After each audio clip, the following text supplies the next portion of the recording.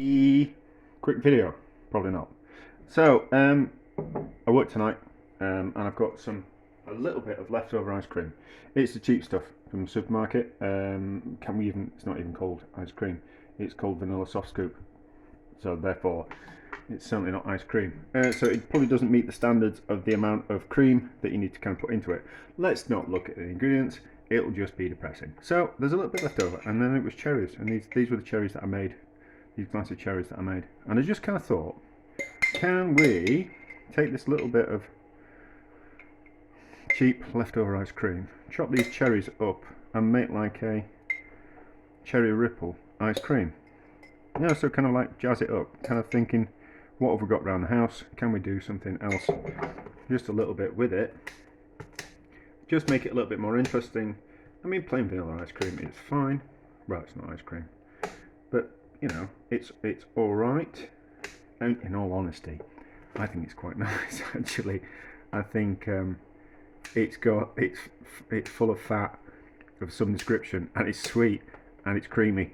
I don't know how they make it. Let's actually have a look at the ingredients. And then just chop those up with the scissors rather than faffing around with a knife.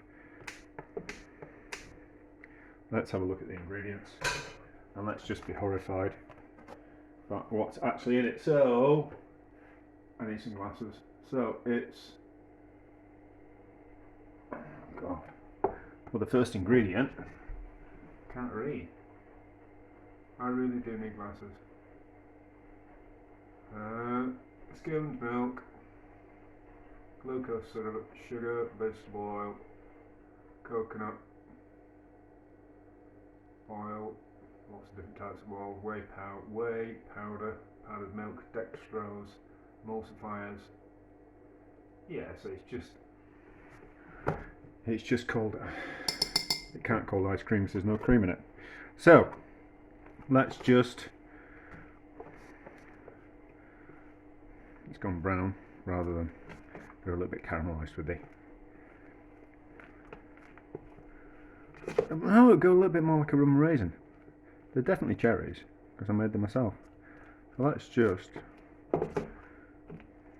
do that and then stick it back in the freezer. Maybe I should put it in a small container, but let's just, out of curiosity, see if we do it on a small scale. We can do it on a big scale. Let's just taste the cherry and a bit of the ice cream.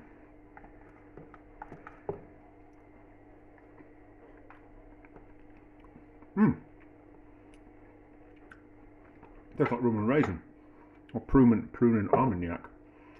So we'll stick that back in the freezer and we'll let it set-ish, and we'll see what happens. Let's have a look at this ice cream.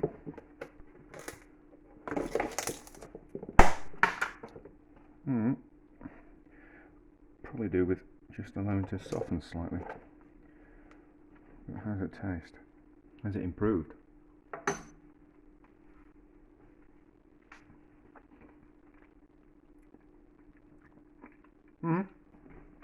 That's good.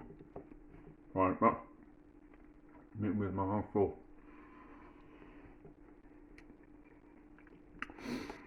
So it's good, but it's lost some of that. To start off with, this cheap ice cream is kind of quite. There's a lot of air whipped into it.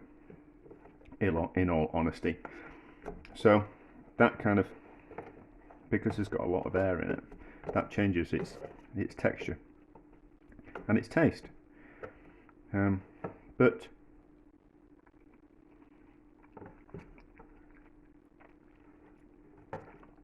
it's nice. And if you wanted to just take some vanilla ice cream and make it a little bit more special, you could certainly do that, or something similar.